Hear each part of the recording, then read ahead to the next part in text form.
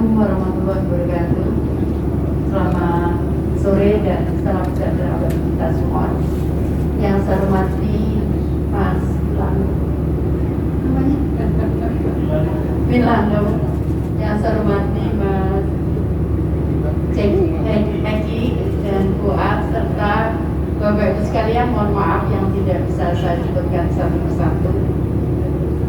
Pertama, marilah kita menjadikan puji syukur kehadiran Tuhan Yang Maha Kuasa, karena pada sore hari ini kita bersama hadir dalam rangka opening dari Historisma di Jakarta. Dan karena kebesaran Tuhan Yang Maha Kuasa, kita hadir dalam kondisi sehat walafiat. Yang kedua, saya ingin menyampaikan, jadi saya terus terang nggak tahu apa yang dia kerjakan, karena semenjak saya menjadi wali kota, saya juga ngurusi kota, dia juga ngurusi dirinya sendiri. Jadi saya ibu tidak baik, Pak. Nggak usah dicontoh ya. Jadi karena itu saya kaget juga saat dia cerita mau membuka Historisma di Surabaya. Saya pikir ya daripada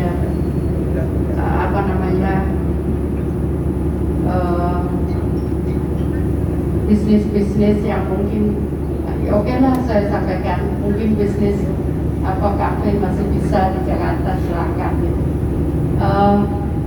Yang kedua, saya mohon maaf saya nggak bisa lama karena ini tadi dari istana pelantikan, ini sekarang sudah ditunggu di kantor tim komisi disabilitas, dan tunggu untuk saya konferensi pers. Yang intinya adalah saya mengucapkan selamat.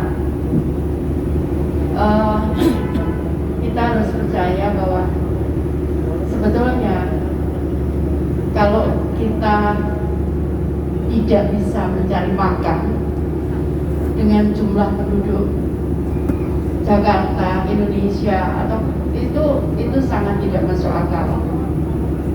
Hanya dengan kerja keras dan kesungguhan kita akan pasti bisa. Kenapa? Secara teori setiap orang butuh makan, setiap orang butuh pakaian, setiap orang butuh lain-lainnya. Jadi artinya kalau kita tidak bisa mengambil sesuatu manfaat itu, maka itu akan diambil oleh orang lain. Artinya apa?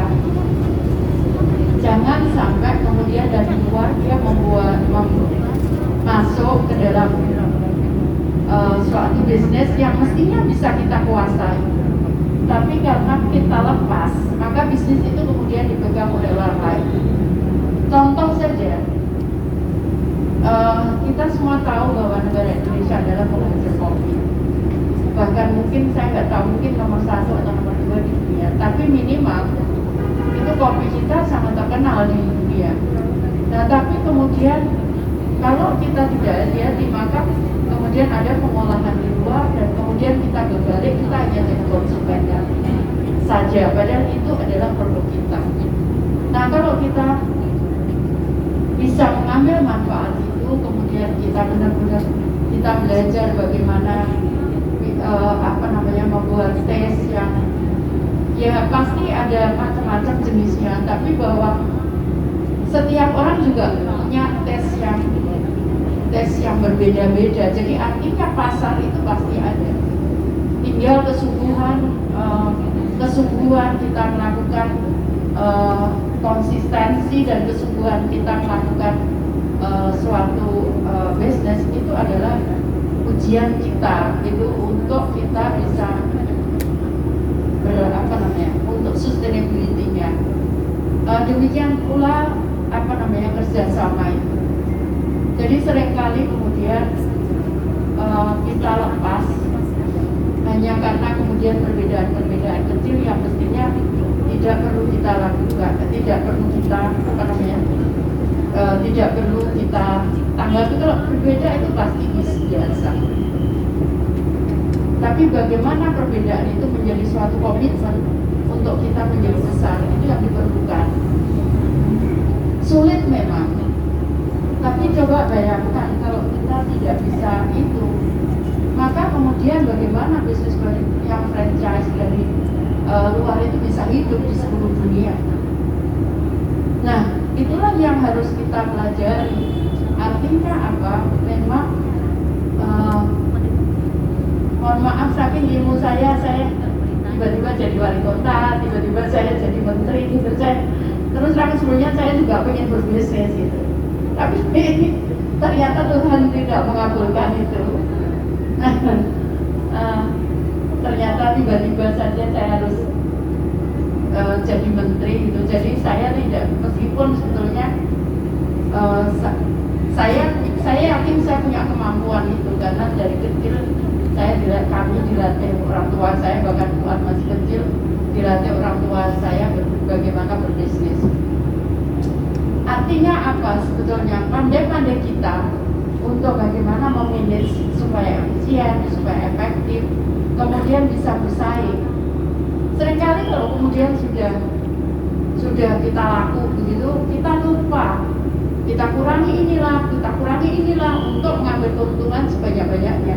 Padahal sebetulnya itu akan kembali kepada kita yang rugi gitu, karena kemudian orang lain kok berbeda ya, begitu. Jadi termasuk bagaimana cara pencaciannya. Jadi saya hampir setiap bulan saat saya jadi wali kota, mungkin tidak percaya, saya keliling dunia. Jadi saya tiap bulan itu dalam waktu 1 minggu saya pasti ada di luar negeri. Tapi kenapa orang Surabaya tidak protes? Karena semua yang ada di Surabaya itu ada di dalam iPad saya, termasuk kamera. Di Surabaya itu di seluruh lokasi itu ada kamera, termasuk taman, sekolah, tempat ibadah itu ada kamera, termasuk pompa air. Jadi saya kalau kendalikan banjir itu dari luar negeri, saya kasih nomor, pompa ini nomor 1 nggak nyala, nyalakan pompa ini. Jadi saya tinggal begitu aja, saya lihat saluran di sini, oh ada genangan nggak, gitu. Tinggal saya ngambil foto-foto sehingga saya bisa kendalikan dari luar gitu. Tanda tangan saya bisa pakai elektronik, semua pakai, sehingga nah tadi yang saya katakan, kenapa kemudian saya tahu sendiri bagaimana di luar, makanan-makanan luar, sampai dia perhitungkan ini untuk teman-teman muda, sampai dia perhitungkan kapan saya ngasih ini harus bisa dimasak. Sampai ada restoran dia baru satu makanan dikasihkan, nanti habis dari kompor dimasakkan. Artinya apa? Dia betul-betul menjaga kualitas makanannya sampai kehangatannya dan sebagainya. Nah itu harus kita pelajari. Kita sering lupa soal itu. Nah kemudian bagaimana mengetrack untuk pengunjung dan sebagainya, bagaimana kita konsisten melayani dengan cepat, melayani dengan baik.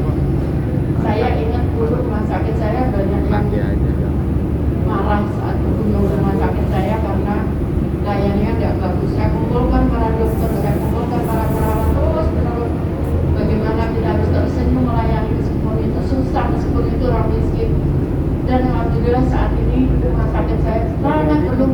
Bahkan itu polisi menyampaikan, saya kalau ada kecelakaan mending saya bawa ke Suwandi, karena tidak pernah ditanya dulu, dirawat dulu baru ditanya datanya. Itu saya kira, sehingga mungkin kita bisa belajar bagaimana menjadi apapun pembeli adalah raja.